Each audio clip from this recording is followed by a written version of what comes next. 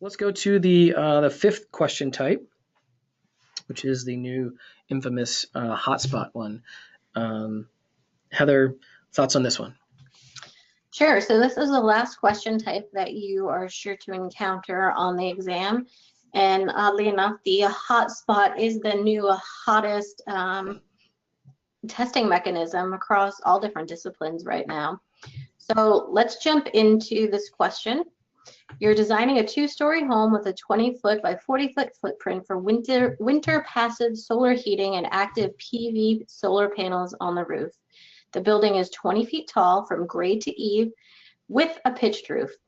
A 45-degree sun angle in winter must clear the trees and provide full solar access to the south-facing windows and roof. No trees can be removed. Where is the best place to put this? So before even looking at my available options, let's look at the question and see what they're giving us. So we have a 2-story home that we need to put on a plot of land. We know that there's a cold climate because they're talking about winter passive solar heating. And we know that they really want to get as much PV or as much daylighting or solar energy as they can with their PV panels on the roof.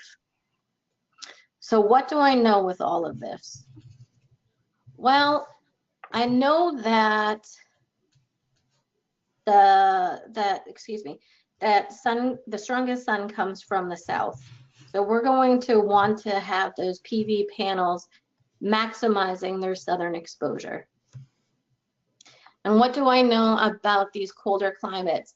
I know that there's 2 major tree types. There's the coniferous trees and there are the deciduous trees. Coniferous trees are like your Christmas tree, your pine trees. They don't shed their needles. So if they're standing there, they're going to have the same coverage 12 months out of the year. But I do know that deciduous trees in this climate like to lose their leaves. So during the winter, there's going to be no leaves there, so the sun's going to be able to pound through a lot better than if it was all pine trees. So those are kind of the things that I know in my head before I look at this. So now I'm looking at the plan and I see a bunch of circles. So I'm looking down at my legend and it's saying that north is up. That's great. That's straightforward, easy to understand. The clear circles or the white circles are my birch trees. We were just talking about this. These are deciduous. The black ones are the pine trees.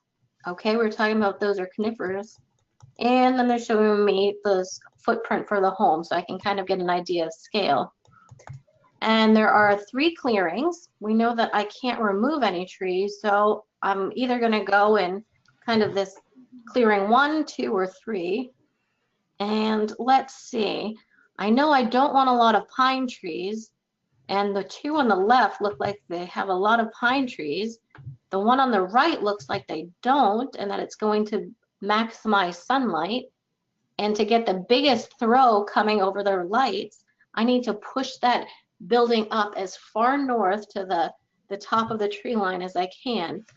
So Mark, I think what I would like to do is in that lower right-hand clearing, and that area, yep, place that house. Yep.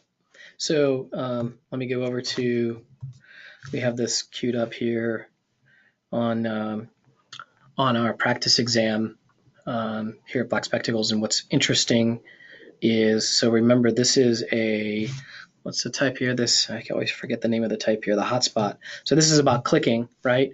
So in this case, so when I was drawing on that PDF, of course I drew the home, but now that NCARB doesn't give you any method for drawing, but instead they give you the ability to click. So as you'll see here, as I put my cursor on the in the field of play, as it were, what I'm looking to do is I'm looking to click actually in a particular spot. And so, for example, here I'm going to go ahead and click there. Hopefully, you guys can see the little blue X that that now appears. And so. So that would be where I would, as the question asks, what's the best site location for the building to meet these requirements? So the answer is, I'm clicking here. It's kind of a weird thing, right? Where you're kind of clicking in a spot and it's, your answer is here. But that's essentially the way these types of questions work. Anything else to add there, Heather? Yeah, I mean, I personally find it a little bit uncomfortable at first, right? You're just clicking on a screen without a defined area or response.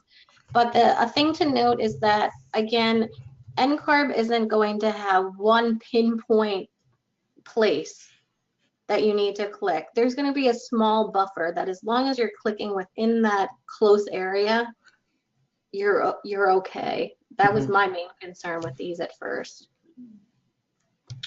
Yeah, and so I think to add to that, I remember again when we were with NCARB a few years ago, a couple years ago. Again, there was this open question about like, well, gee, like how are they going to know? Um, is there a tiny, tiny, tiny little spot that I have to click, or is there some way that I can actually? Is there like a zone or a range? And sorry, let me undo this here quick for you guys. So Right. so again, this is the actual question, and you're never really going to see this. But what's kind of going on behind the scenes is, essentially in the software, there's like a little box. There's like a little zone you can kind of see like this, that NCARB has kind of created. And the way the software works is, as long as you put an X somewhere in that box, or the terrible X, um, but as long as you put some kind of an X somewhere in that box, so you might put an X here, you might put an X here, you might put an X there. Like, it doesn't really matter. So when I come back to this guy, like I could have clicked over here, I could have clicked over here, I could have clicked over here. Sorry, I want to make sure the webinar catches up here so you guys can all see this. Right, so I could click there, or I could move my click. The point is that they've created this zone so that obviously if I click over here, that's not going to work. If I click over here, in the other area, that's not going to work.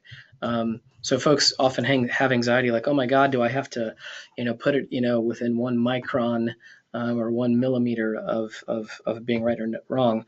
Well, the answer is, what they try to do is they try to provide the types of questions that, again, they can have something that's much more like this, where there's sort of a range, like this right here is sort of the range of clicking that folks or that the exam software is kind of looking for.